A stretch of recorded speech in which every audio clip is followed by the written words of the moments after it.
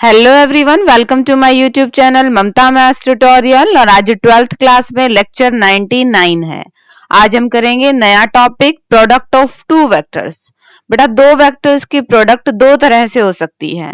एक को हम क्या बोलते हैं, स्केलर प्रोडक्ट या फिर डॉट प्रोडक्ट भी बोलते हैं, और दूसरे को हम क्या बोलते हैं, वेक्टर प्रोडक्ट या फिर हम उसे क्रॉस प्रोडक्ट भी बोलते हैं।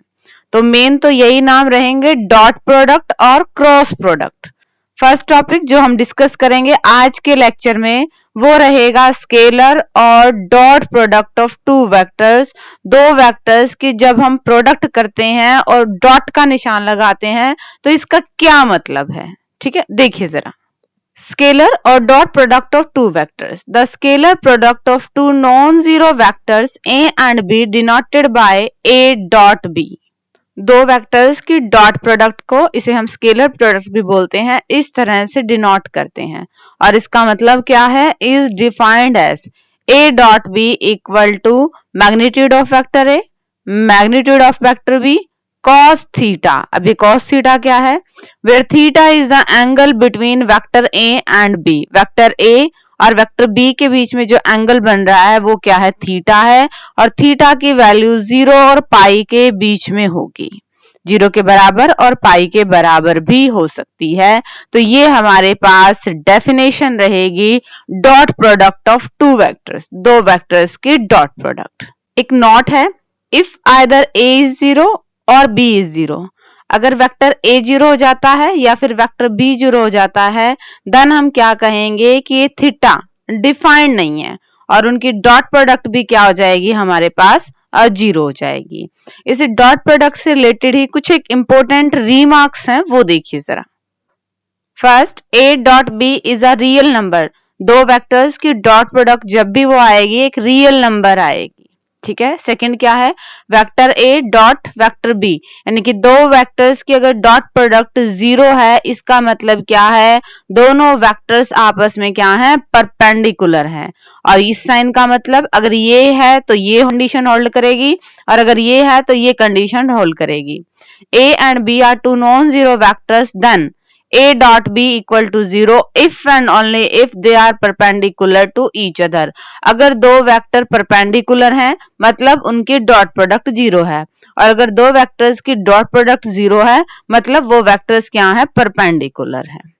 थर्ड, इफ थीटा इज 0, अगर थीटा की वैल्यू 0 हो जाती है तो हमें पता है cos 0 की वैल्यू क्या रहेगी, 1। यानी कि a डॉट बी को हम क्या लिख सकते हैं, magnitude of vector a into magnitude of vector b। In particular case में अगर दोनों ही हम वेक्टर a लें तो क्या बन जाएगा, ये वेक्टर a के मैग्नीट्यूड का स्क्वायर। फोर्थ कंडीशन में if theta equal to pi, then dot product क्या आएगी। अब हमें पता है cos पाई की वैल्यू होती है -1, तो यहाँ पे cos पाई बनना था, उसकी वैल्यू लग गई आगे माइनस। बाकी magnitude of A magnitude of B तो एज इट इज रहेगा। अभी कुछ एक और रिमार्क्स हैं, उन्हें देखिए जरा। Fifth, we know that unit vectors I J K are mutually perpendicular to each other. हमें पता है वेक्टर आई, वेक्टर जे और वेक्टर के जो कि यूनिट वेक्टर्स होते हैं वो एक दूसरे पर परपेंडिकुलर हैं, मतलब इनकी डॉट प्रोडक्ट क्या आएगी, 0 आएगी। I dot J, J dot के और के डॉट आई, ये आपके पास क्या आ गई है, 0 आ गई है। यही वेक्टर इसके साथ एंगल कितना बना रहा है, 0 बना रहा है। cos 0 की वैल्यू क्या होती है, 1, तो आई डॉट आई की वैल्यू क्या आएगी, 1। जे डॉट जे की वैल्यू क्या आएगी, 1। के डॉट के की वैल्यू क्या आएगी, 1। अगर यूनिट वेक्टर की खुद के साथ डॉट प्रोडक्ट है तो वैल्यू 1 आएगी, और यूनिट वेक्टर की नेक्स्ट वेक्टर जिसके साथ वो परपेंडिकुलर 90 डिग्री का एंगल बनाता है उसके साथ डॉट प्रोडक्ट है तो वैल्यू 0 आएगी। Sixth, the angle between two non zero vectors A and B is given by. दो वेक्टर्स के बीच में एंगल अभी निकाला था डॉट प्रोडक्ट से, वहीं से निकालेंगे। देखो फॉर्मूला क्या था, a dot B equal to magnitude of vector A magnitude of vector B cos theta. यहाँ पे हम बात कर रहे हैं कि दो वेक्टर्स के बीच में एंगल ये बनेगा तो इसकी वैल्यू निकाल ली, यही आनी है। थीटा एक तरफ, cos की साइड चेंज होगी, that will be cos inverse.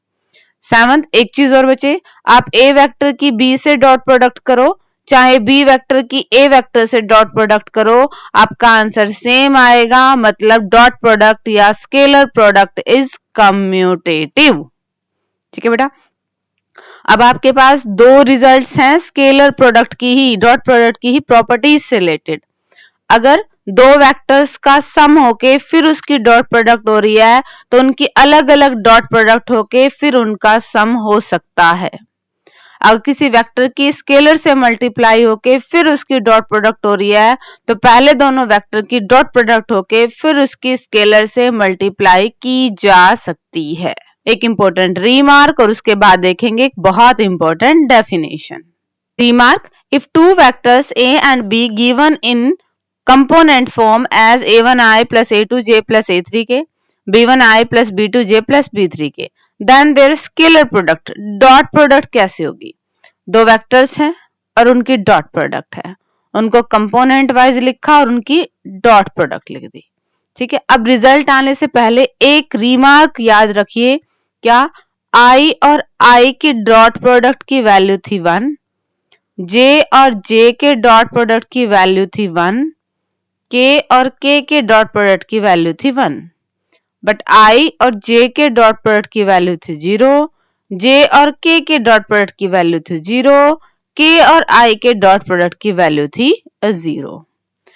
हम i की i के साथ करेंगे तो 1 आएगी और ये क्या आ गया, a1 b1। अब i और j की डॉट प्रोडक्ट करेंगे तो 0 जानी है, i और k की करेंगे वो भी 0 हो जानी है, अब j और i की करेंगे वो भी 0 हो जानी है, j और j की होएगी तब आएगा a2 b2, फिर j और k की कहेंगे वो भी डॉट प्रोडक्ट 0 हो जानी है। सिमिलरली k की और i की डॉट प्रोडक्ट 0 होती है, k की और j की डॉट प्रोडक्ट 0 होती है, k की और k की डॉट प्रोडक्ट 1 होती है, तो ये कोफिशिएंट क्या बनेंगे, a3 b3। तो इसे याद करने का सही तरीका क्या है, जब डॉट प्रोडक्ट होती हैं तो उसे कंपोनेंट वाइज आप मल्टीप्लाई कर दीजिए, i वालों की i वाले के साथ मल्टीप्लाई, प्लस j वाले की j वाले से मल्टीप्लाई, और प्लस यूनिट वेक्टर k के कोफिशिएंट की यूनिट वेक्टर k के कोफिशिएंट से मल्टीप्लाई, और तीनों को ऐड करते ही हमें हमारे वेक्टर्स की डॉट प्रोडक्ट मिल जाएगी। नेक्स्ट बच्चे, जिस इंपॉर्टेंट डेफिनेशन की हम बात कर रहे थे वो है projection of a vector on A line. किसी लाइन पे किसी वेक्टर की प्रोजेक्शन को कैसे डिफाइन करेंगे, देखिए जरा। Definition, projection of a vector on a line, किसी लाइन पे वेक्टर की प्रोजेक्शन का क्या मतलब है। Suppose a vector A B, मान लिया ये वेक्टर ए बी है, मेक्स एन एंगल थीटा, ये एंगल थीटा बना रहा है with a given directed line L से, किसी डायरेक्टेड लाइन एल के साथ, in the anti clockwise direction, clock कैसे होती है, एंटी क्लॉकवाइज डायरेक्शन में। तो ये हो सकता है कि या तो थीटा हमारे पास 0 और 90 के बीच में बने, या थीटा हमारे पास 90 और 180 के बीच में बने, या फिर थीटा हमारे पास 180 और 270 के बीच में बने, या फिर थीटा हमारे पास 270 से 360 के बीच में बने। देन इस लाइन की प्रोजेक्शन क्या होगी, प्रोजेक्शन का मतलब इस लाइन की शेडो, छाया क्या होगी, यही होगी। Then the projection of A B on line L is a vector P होगी, और इसका मैग्नीट्यूड क्या होगा, इस वेक्टर का मैग्नीट्यूड और cos थीटा का मैग्नीट्यूड। ठीक है, आगे देखिए इसी डेफिनेशन से रिलेटेड अभी कुछ और पॉइंट बाकी हैं। And the direction of P being the same or opposite to that of line L। अब हमने कहा था ये लाइन L है, ये वेक्टर P है, और ये आपके पास क्या बनेगा, प्रोजेक्शन बनेगी इस वेक्टर की। अब इस वेक्टर P की डायरेक्शन वो किस पर डिपेंड रहेगी कि हमारा जो एंगल cos थीटा है वो पॉजिटिव है या फिर नेगेटिव है। ठीक है, the vector P is called projection vector, इस वेक्टर P को ही हम क्या कह देते हैं, प्रोजेक्शन वेक्टर कह देते हैं। एंड इट्स मैग्नीट्यूड, और इसके मैग्नीट्यूड को हम क्या कह देते हैं, projection of vector A B on directed line L। ये हमारे पास फॉर्मूला है, अगर हम इन दो वेक्टर्स की डॉट प्रोडक्ट करें तो ये तो हमारे पास ए बी वेक्टर था, ये वेक्टर P है, दो वेक्टर्स की डॉट प्रोडक्ट का मतलब इनका मैग्नीट्यूड और साथ में इनके बीच का एंगल, वो क्या है, थीटा है। यहां से अगर हम ए बी कॉस थीटा की वैल्यू निकालना चाहें तो क्या आएगी, ए बी डॉट पी और डिनोमिनेटर पी का इसके नीचे चला जाएगा, और ये क्या होता है, यूनिट वेक्टर होता है। अब हमने ये क्यों निकाला, ये निकालने की जरूरत पड़ी, वो इससे रिलेटेड हमें रिमार्क्स हमें बताएंगे कि ये आगे क्वेश्चंस को सॉल्व करने में हमारी किस तरह से हेल्प करेगा। रिमार्क्स देखिए, first, if P is unit vector along a line. अभी जो हम निकाल रहे थे लाइन के अलोंग जो वेक्टर था P, अगर वो यूनिट वेक्टर है, then the projection of vector A, इस वेक्टर A की प्रोजेक्शन इस लाइन के ऊपर क्या होगी, vector dot P unit vector, अभी अभी जो निकाला था हमने, ठीक है। Second, projection of a vector on another vector is given by, एक वेक्टर की दूसरे वेक्टर के ऊपर प्रोजेक्शन का मतलब क्या है, वो वेक्टर और दूसरा वाला जिसके ऊपर प्रोजेक्शन डाली हुई है, जिसके ऊपर छाया डली हुई है, वो उसका यूनिट वेक्टर ले लेंगे। अब यूनिट वेक्टर का मतलब क्या होता है, vector divided by its magnitude, यानी कि ये तो क्या हो गया, ए डॉट बी और divide by magnitude of B. अगर हम इसको ऐसे लिखना चाहें, projection of vector B on A, then dot product तो एज इट इज रहेगी, बट नीचे मैग्नीट्यूड किसका आएगा, ए वेक्टर का, जिसके ऊपर प्रोजेक्शन डल रही है, छाया डल रही है, उसका आएगा, ठीक है।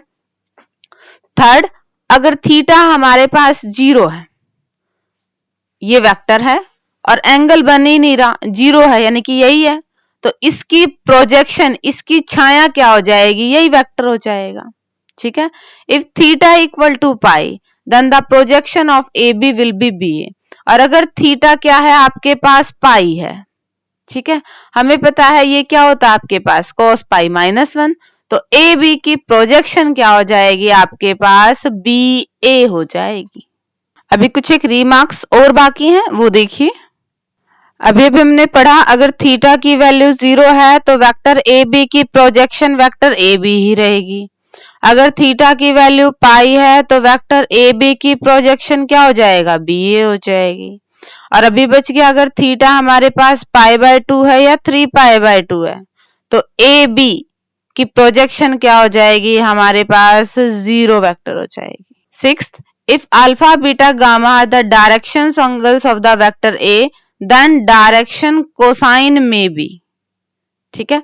हमारे पास cos अल्फा की वैल्यू क्या आएगी, cos अल्फा हमें पता है आई वेक्टर के साथ बनता है, तो a और i की डॉट प्रोडक्ट और नीचे इनका मैग्नीट्यूड, ठीक है। ये तो हमारे पास डॉट प्रोडक्ट का फॉर्मूला यही होता है ना, अगर हमें निकाले a dot i equal to magnitude of vector a, magnitude of vector i, साथ में cos, इन दोनों के बीच में एंगल क्या बन रहा है, अल्फा बन रहा है, तो यहां से अगर cos अल्फा की वैल्यू निकालें तो यही आएगी।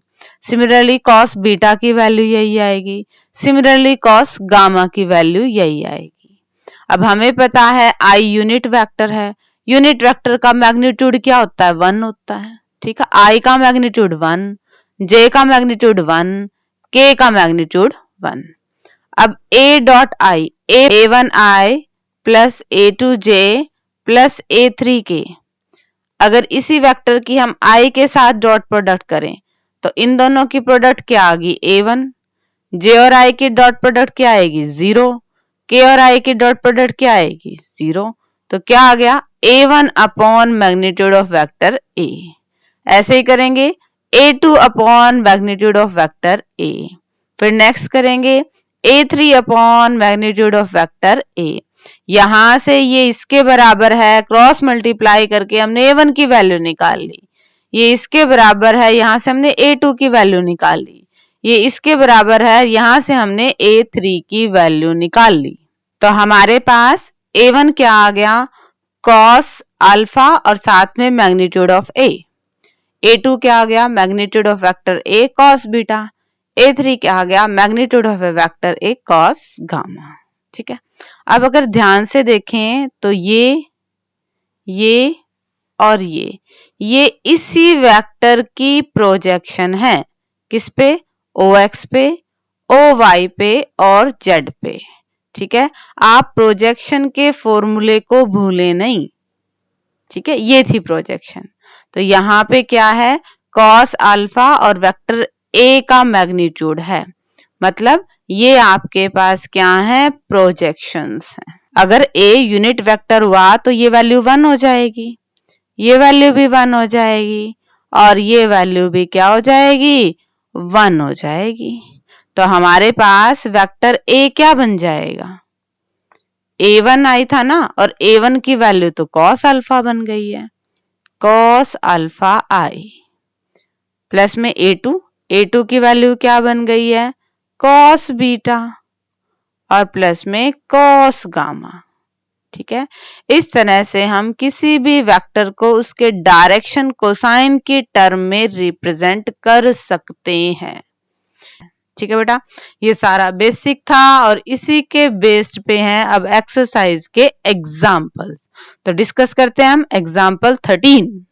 एग्जाम्पल्स देखिए बेटा, example 13, find the angle between two vectors A and be with magnitude 1 and 2 respectively and when dot product उनकी क्या है, 1 है।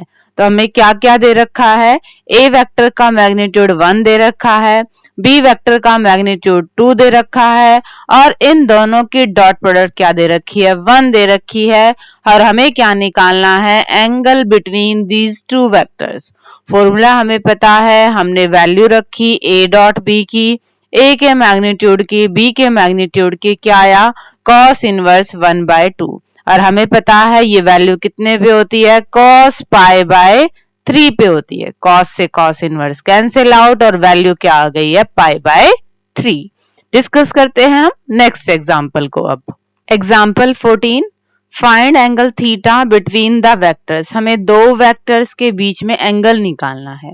फॉर्मूला हमें पता है, पिछली वाले क्वेश्चन में हमें सबका मैग्नीट्यूड और डॉट प्रोडक्ट निकाल के दे रखा था, यहाँ पे हमें ये चीज खुद करनी है। The angle theta between two vectors A and B is given by, ये फॉर्मूला ही होता है, यानी कि हमें इन दोनों वेक्टर्स की डॉट प्रोडक्ट चाहिएगी और इनका मैग्नीट्यूड चाहिएगा। ठीक है, तो ये वेक्टर ए, ये वेक्टर बी, निकालते हैं इनकी डॉट प्रोडक्ट। डॉट प्रोडक्ट कैसे होगी, आई के कोफिशिएंट की मल्टीप्लाई, प्लस में जे के कोफिशिएंट की मल्टीप्लाई, प्लस में के कोफिशिएंट की मल्टीप्लाई, और ये आ गई हमारे पास प्रोडक्ट वेक्टर ए और बी की। अब हम निकालेंगे वेक्टर ए का मैग्नीट्यूड और वेक्टर बी का मैग्नीट्यूड। वेक्टर ए का मैग्नीट्यूड क्या आएगा, आई के कोफिशिएंट का स्क्वायर, जे के कोफिशिएंट का स्क्वायर और के कोफिशिएंट का स्क्वायर, ये बनेगा √3। ऐसे ही वेक्टर बी का मैग्नीट्यूड कैसे निकालेंगे, आई के कोफिशिएंट का स्क्वायर, जे के कोफिशिएंट का स्क्वायर और के कोफिशिएंट का स्क्वायर, ये भी बनेगा √3। हमने डॉट प्रोडक्ट भी निकाल ली है, इनका मैग्नीट्यूड भी निकाल लिया है, और अब वैल्यू पुट करते हैं। cos theta equal to dot product क्या आई है, -1। वेक्टर ए का मैग्नीट्यूड √3, वेक्टर बी का मैग्नीट्यूड √3, ये क्या है हमारे पास, cos थीटा इक्वल टू -1/3। हमें तो थीटा की वैल्यू निकालनी है, cos अपनी साइड चेंज करेगा तो cos इनवर्स 1/3, और ये हमारा आंसर आ गया। ठीक है बेटा, कैसे कि हमने दो वेक्टर्स दे रखे थे, इनके डॉट प्रोडक्ट निकाले, इनके मैग्नीट्यूड्स निकाले, और जो फॉर्मूला हमें पता है एंगल बिटवीन टू वेक्टर्स का, उसमें ये वैल्यू रिप्लेस कर दी। डिस्कस करते हैं example 15। Example 15, if vector a equal to 5i minus j minus 3k and vector b equal to i plus 3j minus 5k, then show that the vectors a plus b and a minus b are perpendicular, कि ये दोनों vectors क्या है, perpendicular हैं। अब हमें पता है अगर दो वेक्टर्स परपेंडिकुलर हैं, इट मींस उन दोनों की डॉट प्रोडक्ट क्या आनी चाहिए, 0 आनी चाहिए। तो हम देखेंगे कि क्या इन दोनों वेक्टर्स की डॉट प्रोडक्ट 0 है तो ये परपेंडिकुलर है, और डॉट प्रोडक्ट अगर 0 नहीं है तो ये परपेंडिकुलर नहीं है। तो पहले हमें ये वेक्टर्स ही निकालने पड़ेंगे, ना तो हमारे पास a प्लस बी है ना ही a माइनस बी है, हमारे पास वेक्टर a और वेक्टर b गिवन है। तो हम इन्हें प्लस कर दें ताकि निकाल पाए vector A plus vector B. दोनों ही वेक्टर्स को प्लस कर दिया। हमें पता है वेक्टर्स कंपोनेंट वाइज ऐड होते हैं। आई के कॉफिशिएंट ऐड होते हैं, जे के कॉफिशिएंट और के के कॉफिशिएंट।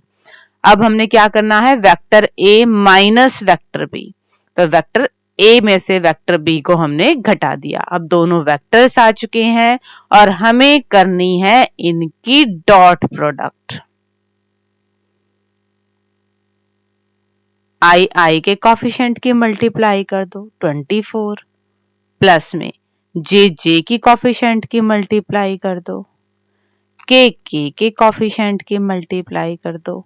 क्या आया 24 माइनस 8 माइनस 16, ये तो 0 आ गया। मतलब कि ये दोनों वेक्टर्स क्या हैं, परपेंडिकुलर हैं और यही हमें शो करना था। ठीक है बच्चे, सिंपली दोबारा देखिए, हमें दो वेक्टर्स गिवन थे और हमें ये दिखाना था कि इनको प्लस करें तो एक वेक्टर जो आएगा वो, और इनको माइनस करेंगे जब वेक्टर आएगा वो, दोनों परपेंडिकुलर है। तो पहले हमने ये वेक्टर्स निकाल लिए और इनकी डॉट प्रोडक्ट करके देखा तो वो 0 आई। और जब भी दो वेक्टर्स की डॉट प्रोडक्ट 0 होती है मतलब वो क्या होते हैं, परपेंडिकुलर होते हैं। एग्जाम्पल 16 को डिस्कस करते हैं अब। Example 16, find the projection of the vector A on vector B। हमें वेक्टर A की प्रोजेक्शन निकालनी है B पे। तो फॉर्मूला कैसे बनेगा, इन दोनों की डॉट प्रोडक्ट और नीचे किस वेक्टर का मैग्नीट्यूड आएगा, जिसके ऊपर प्रोजेक्शन आनी है, शेडो आनी है, यानी कि वेक्टर B का।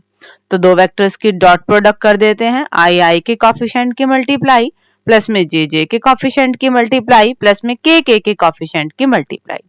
और मैग्नीट्यूड हमें पता है, आई के कॉफिशिएंट का स्क्वायर, जे के कॉफिशिएंट का स्क्वायर और के कॉफिशिएंट का स्क्वायर। सिंप्लीफाई करते ही हमें क्या मिल गया, रिक्वायर्ड हमारा आंसर मिल गया।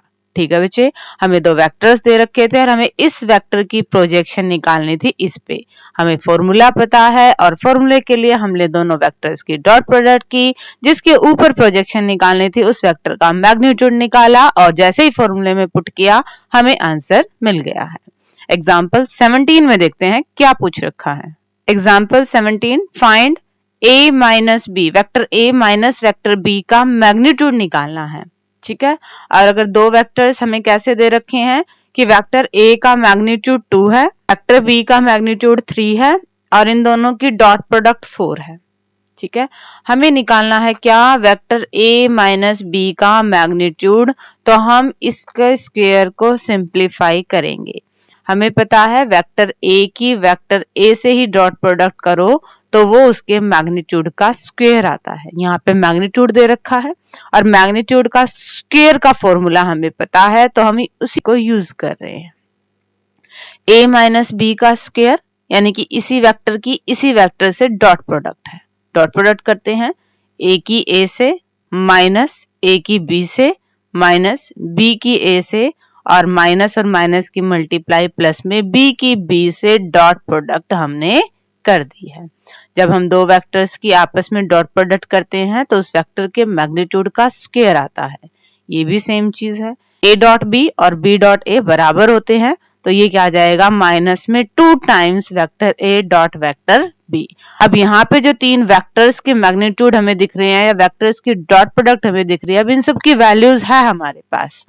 वेक्टर a का मैग्नीट्यूड क्या है, 2 है, वेक्टर b का मैग्नीट्यूड क्या है, 3 है, डॉट प्रोडक्ट क्या है, 4 है। सिंप्लीफाई करते ही हमें vector a minus vector b के मैग्नीट्यूड के स्क्वायर की वैल्यू मिल गई है। हमें सिर्फ मैग्नीट्यूड की वैल्यू निकालनी है तो ये स्क्वायर दूसरी साइड जाके क्या बन जाएगा, स्क्वायर रूट, और ये हमारा आंसर आ गया। ठीक है बच्चे, इस टाइप के क्वेश्चन में फर्स्ट स्टेप जो हम लेते हैं वो बहुत इंपॉर्टेंट होता है, इसका आप जरूर ध्यान रखेंगे। ठीक है, हमने क्या करना था, हमने दो वेक्टर्स को माइनस करके इसका मैग्नीट्यूड निकालना था और इस तरह से निकालना था कि हम इन वैल्यूज को रिप्लेस कर पाए। तो हमने क्या लिया, वेक्टर a माइनस बी के मैग्नीट्यूड का स्क्वायर किसके बराबर होता है, इस वेक्टर की इसी से ही डॉट प्रोडक्ट कर दो। सिंप्लीफाई करते ही हमें जिनकी वैल्यूज गिवन थी वही वेक्टर्स आए हैं और हमने उनकी वैल्यूज को रख दिया, बाकी सिंप्लीफिकेशन पार्ट था और हमें आंसर मिल गया है। डिस्कस करते हैं एग्जाम्पल 18 को। Example 18, if A vector is a unit vector, vector A हमें यूनिट वेक्टर दे दिया और x माइनस ए और x प्लस ए की डॉट प्रोडक्ट क्या है 8 है और हमें वेक्टर x का मैग्नीट्यूड निकालना है। हमें गिवन क्या क्या है, a यूनिट वेक्टर है मतलब इसका मैग्नीट्यूड क्या है 1 है। डॉट प्रोडक्ट ये हमें क्या दे रखी है 8 दे रखी है। इसको सिंप्लीफाई करें, x की x से डॉट प्रोडक्ट, x की a से डॉट प्रोडक्ट, माइनस में a और x की डॉट प्रोडक्ट और माइनस में a और a की डॉट प्रोडक्ट। अब ये वेक्टर्स तो सेम है, एक प्लस का है एक माइनस का है, ये एक दूसरे के अपोजिट है मतलब हम इन्हें कैंसिल आउट कर सकते हैं। ये क्या बनेगा, वेक्टर x के मैग्नीट्यूड का स्क्वायर वेक्टर a के मैग्नीट्यूड का स्क्वायर इक्वल टू 8। अब इसकी वैल्यू हमें पता है क्या दे रखी है 1, हमने वैल्यू रखी, साइड चेंज की 9 और हमें मिल गया था वेक्टर x के मैग्नीट्यूड का स्क्वायर। बट हमें सिर्फ वेक्टर x का मैग्नीट्यूड निकालना था, स्क्वायर दूसरी साइड आके स्क्वायर रूट हो गया और ये वैल्यू प्लस माइनस 3 दोनों हो सकती है। बट हमें पता है length magnitude is always a positive quantity, तो हमने इसकी पॉजिटिव वैल्यू को ले लिया है। ठीक है बच्चे, गिवन का यूज किया, हमने सिंप्लीफाई किया, जो वैल्यूज हम रख सकते थे रखा और हमें किसकी मिल गई, वेक्टर x के मैग्नीट्यूड की वैल्यू मिल गई है। एग्जाम्पल 19 में देखते हैं क्या पूछ रखा है। Example 19, for any two vectors a and b we always have, दो वेक्टर्स की डॉट प्रोडक्ट का मैग्नीट्यूड उन वेक्टर्स के मैग्नीट्यूड की प्रोडक्ट से हमेशा लेस देन होता है या इक्वल होता है। इस इनइक्वालिटी को हम बोलते हैं कोची-श्वार्ट्ज इनइक्वालिटी। ठीक है बच्चे, ये आपने क्या करना है, दो वेक्टर्स की डॉट प्रोडक्ट का मैग्नीट्यूड हमेशा लेस देन इक्वल टू किसके होगा, उन वेक्टर्स के मैग्नीट्यूड की प्रोडक्ट के बराबर होगा। ठीक है, the inequality holds trivially when either vector a is 0 और वेक्टर b is 0। अगर ये वेक्टर्स a और b हमारे पास 0 जाते हैं तो ये सारा ही 0 बन जाएगा और ये इनइक्वालिटी होल्ड करेगी। हम अज्यूम करते हैं कि ये दोनों ही वेक्टर्स का मैग्नीट्यूड 0 नहीं है, तो हमारे पास फॉर्मूला क्या है कि डॉट प्रोडक्ट किसके बराबर होती है, इक्वल टू इन दोनों का मैग्नीट्यूड और साथ में cos थीटा। ये फॉर्मूला है डॉट प्रोडक्ट का। यहां से हम क्या कर रहे हैं, ये दोनों मल्टीप्लाई में है, इधर आएंगे डिवाइड में और ये क्या आ गया आपके पास cos थीटा। साथ में ही हमने क्या ले लिया, इनका मैग्नीट्यूड भी ले लिया। ठीक है, हमें पता है cos थीटा की वैल्यू -1 और 1 के बीच में होती है, 1 के बराबर भी हो सकती है, तो हम इसको लिख सकते हैं लेस देन इक्वल टू 1। और यहाँ पे अगर हम क्रॉस मल्टीप्लाई करेंगे तो ये हमारे पास इस साइड आ जाएगी और यही इनइक्वालिटी होल्ड करती है, यही हमें शो करना था। ठीक है बच्चे, ये बाय नेम भी इनइक्वालिटी आपसे प्रूव करनी आ सकती है, तो आप इसका नाम जरूर ध्यान रखेंगे, कोची-श्वार्ट्ज इनइक्वालिटी। और होती क्या है, ये दो वेक्टर्स की डॉट प्रोडक्ट का magnitude less than equal to उन वेक्टर्स के मैग्नीट्यूड की प्रोडक्ट के। ठीक है, पहले तो हमने क्या कह दिया, अगर वेक्टर a और वेक्टर b 0 हैं तो इनके मैग्नीट्यूड भी 0 है, इनकी डॉट प्रोडक्ट भी 0 है, तो ये इनइक्वालिटी होल्ड करेगी। नॉन जीरो के लिए हमें डॉट प्रोडक्ट का फॉर्मूला पता है, मैग्नीट्यूड ले लिया, सिंप्लीफाई किया, cos थीटा की value less than equal to 1 हो सकती है, तो इस इनइक्वालिटी को दिखा दिया लेस देन इक्वल टू 1। ये डिवाइड में है, इधर जाएगा मल्टीप्लाई में और यही हमारी इनइक्वालिटी थी जो हमें शो करनी थी, दिखानी थी। एग्जाम्पल 20, यहाँ पे भी हम एक इनइक्वालिटी की बात करेंगे। इस इनइक्वालिटी को बोलते हैं ट्रायंगल इनइक्वालिटी। ये भी इस इनइक्वालिटी की तरह बाय नेम आ सकती है। For any two vectors a and b, दो वेक्टर्स को प्लस करेंगे तो उनका मैग्नीट्यूड निकालेंगे, वो हमेशा लेस देन होगा वेक्टर के मैग्नीट्यूड को प्लस करेंगे उससे। देखिए जरा इस इनइक्वालिटी को हम कैसे प्रूव करते हैं। Solution, the inequality hold trivially in case either vector a और वेक्टर b 0। अगर वेक्टर a या वेक्टर b 0 हो जाते हैं तो ये इनइक्वालिटी होल्ड करेगी। हम क्या कह रहे हैं कि वेक्टर का मैग्नीट्यूड 0 के बराबर नहीं है, देन जैसे हम उस क्वेश्चन में कर रहे थे, वेक्टर के मैग्नीट्यूड का स्क्वायर कब आएगा, जब हम a प्लस बी और a प्लस बी की डॉट प्रोडक्ट करते हैं। a की a से डॉट प्रोडक्ट, a की b से डॉट प्रोडक्ट, b की a से डॉट प्रोडक्ट और b की b से डॉट प्रोडक्ट। ठीक है, vector a dot vector, vector की वेक्टर से ही डॉट प्रोडक्ट क्या हो जाती है, उसके मैग्नीट्यूड का स्क्वायर। सेम यहाँ पे उसके मैग्नीट्यूड का square. Vector a dot b, b dot a एक ही बात है, दोनों ही प्लस के हैं, तो 2 times vector a dot b। अब हमें पता है कोई भी नंबर हमेशा उसके मैग्नीट्यूड से तो लेस देन इक्वल टू होता है रियल के केस में, तो हम यहाँ पे क्या ले रहे हैं, लेस देन इक्वल टू लगा रहे हैं, साथ में अब क्या ले रहे हैं, मैग्नीट्यूड ले रहे हैं। ठीक है, दो वेक्टर्स हैं, उसकी कुछ भी वैल्यू आएगी और उसके मैग्नीट्यूड से तो क्या होगी, लेस देन या ज्यादा से ज्यादा इक्वल ही हो सकती है। और हमें पता है दो वेक्टर्स की डॉट प्रोडक्ट का मैग्नीट्यूड उनके मैग्नीट्यूड की प्रोडक्ट से लेस देन इक्वल टू होता है। अभी अभी हमने कोची वाली इनइक्वालिटी करी थी उससे। ठीक है, ये क्या बनेगा हमारे पास, vector A plus vector B का whole square, A square plus B square plus 2ab। और अगर यहाँ 2 और यहाँ से 2 कैंसिल आउट, और ये आ गई हमारे पास ट्रायंगल इनइक्वालिटी जो हमें शो करनी थी। ठीक है, अगेन बच्चे ये स्टेप बहुत इंपॉर्टेंट है, ये इस टाइप के क्वेश्चंस को सॉल्व करने का तरीका है। ठीक है, एक remark, if the equality holds in triangle inequality, अगर ये इनइक्वालिटी कह रहे थे, यहाँ पे इक्वालिटी भी है कि ये इससे लेस देन इक्वल टू होगा, लेस देन भी होगा और इक्वल भी हो सकता है। अगर यहाँ पे इक्वालिटी होल्ड करती है, vector A plus vector B, यही वेक्टर होता है मतलब ए सी। वेक्टर ए का मतलब क्या है, ये ए बी वेक्टर है, वेक्टर बी का मतलब ये बी सी वेक्टर है। अगर ये सिचुएशन होती है देन हमारे पास पॉइंट्स क्या होते हैं, कोलिनियर होते हैं, एक ही लाइन पे होते हैं, वेक्टर ए बी ऐसे होते हैं अगर यहाँ पे ये इक्वालिटी होल्ड करती है। तो अगर आपके पास क्वेश्चंस आ जाता है कि prove that this points are collinear, तो आपने इस इक्वालिटी को दिखाना पड़ेगा। ठीक है, और एग्जांपल 21 ये इसी को ही शो करेगा। देखिए जरा एग्जांपल 21 कैसे सोल्व होगा। Example 21, show that the points A B C are collinear, कि ये पॉइंट्स कोलिनियर हैं। ठीक है, ये पॉइंट्स अगर हम दिखा दें वेक्टर ए बी और vector B C vector A C के ही बराबर है, मतलब ये क्या है, कोलिनियर है।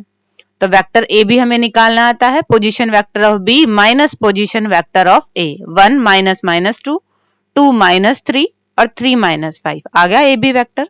B C, position vector of C minus position vector of B. Similarly हम ए सी निकाल लेंगे, बट यहाँ तो हम लेंथ की बात कर रहे हैं तो हम निकालेंगे इनका मैग्नीट्यूड। और मैग्नीट्यूड में हम चेक करेंगे कि क्या हमारे पास ये इक्वालिटी होल्ड करती है, यहाँ पे करती है, इन दोनों को जोड़ते हैं तो ये आ जाती है, तो ये पॉइंट्स क्या हैं, कोलिनियर हैं। तो इसी के साथ बेटा आपके एग्जाम्पल्स कंप्लीट होते हैं एक्सरसाइज 10.3 से रिलेटेड। होप कि आपको ये समझ में आ गए होंगे। डिस्क्रिप्शन में ये हैंड रिटन नोट्स हैं, नोट्स ले लीजिएगा और आगे सिलेबस करने के लिए मेरे चैनल से जुड़े रहिएगा। और thank you for watching my video.